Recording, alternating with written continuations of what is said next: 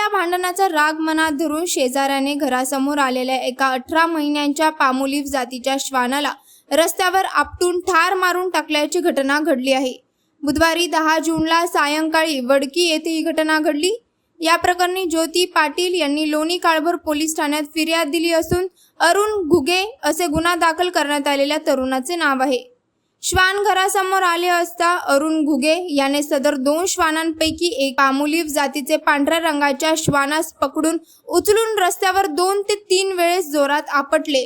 यावेळेस पाटील व त्यांच्या कुटुंबीय श्वानाजवळ गेले असता श्वान निश्चित पडल्याचे दिसून आले। श्वानाला तात्काळ उपचारासाठी पशुवैद्यकीय दवाखान्यात नेण्यात आले, परंतु पशुवैद्यकीय अधिकारी यांनी श्वानाला तपासून त्याचा मृत्यू झाल्याचे घोषित केले।